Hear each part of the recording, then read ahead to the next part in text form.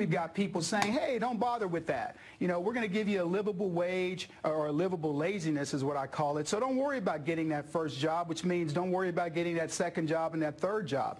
It's killing the incentive of people to go out there and find out what they don't want to do. You know, I was talking to somebody over the weekend, and they were talking about how automation and robots are going to replace a lot of people. Maybe this is just the leading edge of, you know what, you're replaced by a machine, so don't even bother looking for a job. Just take the money, and we'll see another check next month.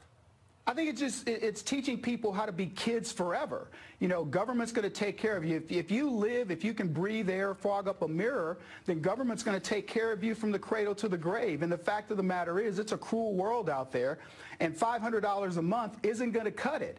You're going to want to eventually do something. And to be honest with you, how about giving incentive for somebody to go out and earn that $500 a month and feel good about who they are? But that's the way the leftists do this. And quite frankly, it's a form of what I think is probably some form of reparation. Stockton, California is one of the last cities that should be looking to do something like this. I believe they were one of the cities that either filed for bankruptcy or very close. So the idea that they're doing this it ruins their tax base in terms of getting people out to earn money to reinforce what the city's doing. I think it's a terrible idea. Hey, Kevin, speaking of California, Jimmy Kimmel was at a live event on Saturday called the Pod Save America, and about podcasts, and he said that conservatives are too dumb basically to be talk show hosts. This is exactly what he said, quote, "It just so happens that almost every talk show host is a liberal, and that's because it requires a level of intelligence." Your thoughts? Yeah, I found it very interesting that Jimmy Kimmel would say something like that, and quite frankly, it was the funniest thing I've heard him say in 2 years.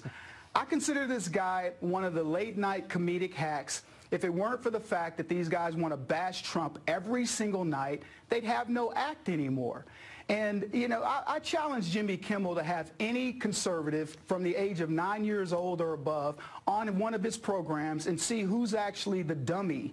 You know, the idea that he believes himself to be part of the intelligentsia, an intellectual, and that leftists are the ones that can handle radio or TV shows or whatever type of talk show format is ridiculous. We dominate conservative radio. Look at Brian. Brian's got one of the most successful radio shows on the market, and you could go down the line. Exactly.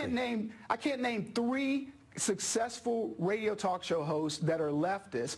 And another thing, real quick point to that, they will never have somebody like me or Brian or anybody else on their programs, because I'm going to tell you, it's a career-limiting move for Jimmy Kimmel to bring somebody like me on the show to showcase just how stupid he is. Well, the only thing is he's in 3rd place. He already says he doesn't want conservatives to watch, and now he says, well, the only people smart enough to be a host are liberals. So he's basically, if I'm his network, I'm mad at him now because you just shut off a potential audience.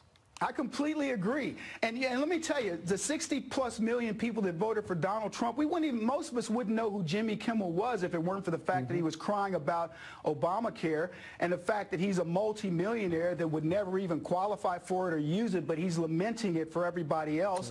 This guy knows nothing about politics. He should stick to comedy, but he's not very good at that either.